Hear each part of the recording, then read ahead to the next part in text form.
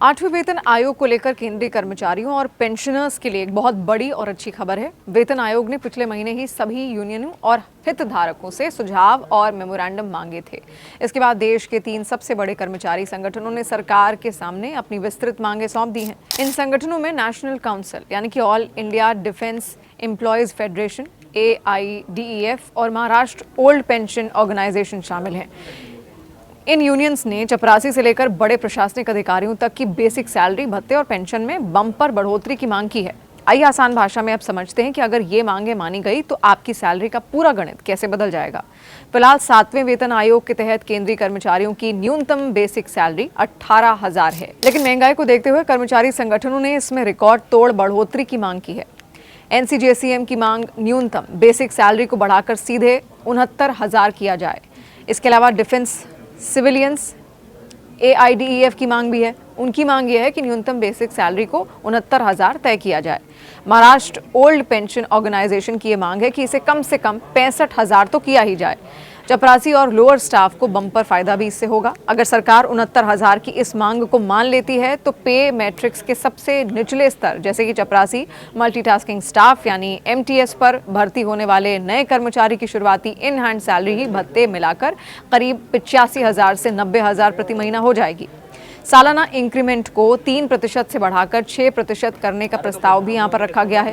कर्मचारियों की सैलरी हर साल एक निश्चित दर से बढ़ती है जिसे एनुअल इंक्रीमेंट कहते हैं। अभी ये दर 3% है, लेकिन यूनियनों ने इसे भी दोगुना करने की मांग की है यानी कि 6%।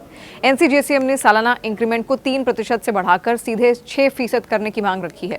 महाराष्ट्र ओल्ड पेंशन ऑर्गेनाइजेशन ने इसे 5% करने का सुझाव दिया।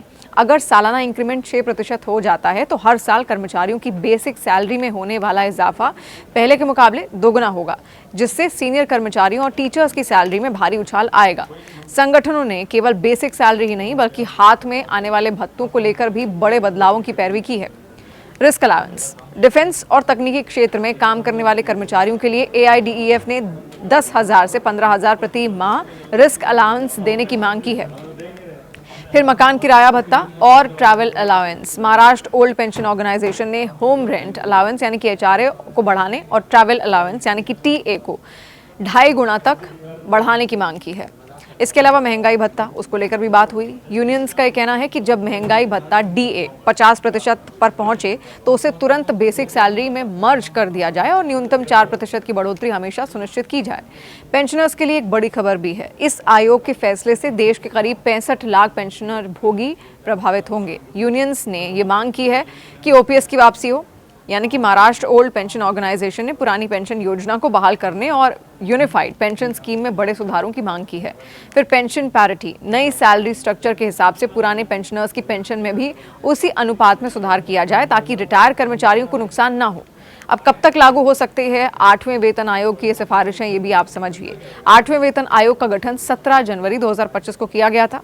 पूर्व सुप्रीम कोर्ट जज जस्टिस रंजना प्रकाश देसाई की अध्यक्षता वाला ये पैनल फिलहाल डेटा का विश्लेषण कर रहा है। आयोग द्वारा मध्य 2027 तक अपनी अंतिम सिफारिशें सौंपने की उम्मीद है। पुराने वेतन आयोगों का रिकॉर्ड देखें तो सिफारिशें लागू होने में समय लगता है। 7वें वेतन आयोग को लागू होने में 2.5 साल, छठे को 2 साल और 5वें वेतन आयोग को लागू होने में 3.5 साल का समय तो लगा ही था। इसीलिए कर्मचारियों को अंतिम सैलरी हाइक के लिए थोड़ा इंतजार करना होगा।